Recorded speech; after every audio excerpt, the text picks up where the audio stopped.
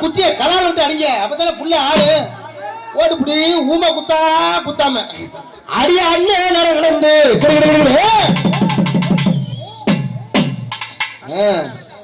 இந்த புள்ள எப்படி ஆடுது? ஏன் பொண்டாட்டி இந்த மாதிரி ஆடவே மாட்டேங்கிறான். நானும் சொல்லி சொல்லி பார்த்துட்டேன். இந்த புள்ள எப்படி ஆடுது? நம்ம பொண்டாட்டி போனவன வீட்டுல காசுன்னு தான் கேட்கிறா. அவன் வாயில மண்ணு ஒளி போனவன காசு காசுன்னு தான் சொல்றான். இந்த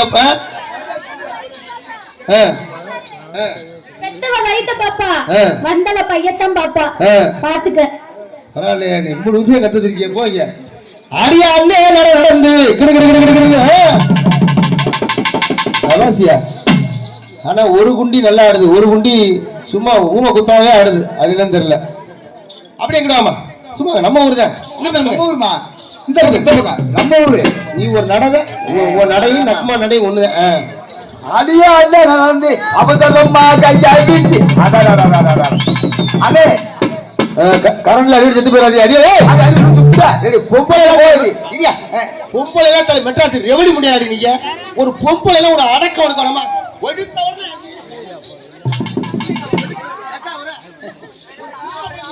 அவ குண்டிய பாச்சானே திரும்ப மாட்டேன்.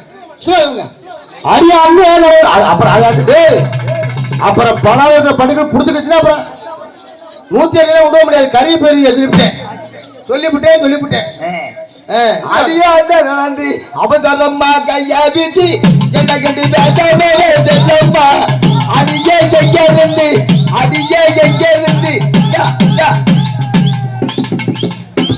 அடி நூத்து முண்டேடா நாசமா போவ செத்து போன போடா போடா போடா.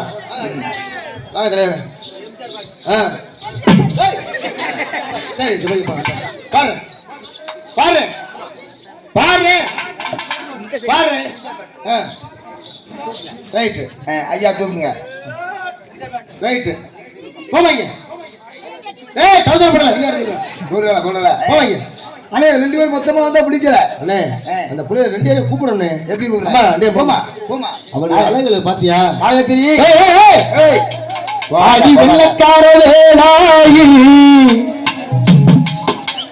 நீ கொள்ளக்காரியானாயே எதை வச்சு ஏன் நெஞ்ச நீ தொலைச்ச உள்ளிருக்கு இதயத்தை தேடி புட்ட உன் விழிகள் கேட்டியோ அதில் ஊடுருவி பாயுதே. அடி வெள்ளக்கார வேளாயி நீ கொள்ளக்காரியானாயே அடி வெள்ளக்கார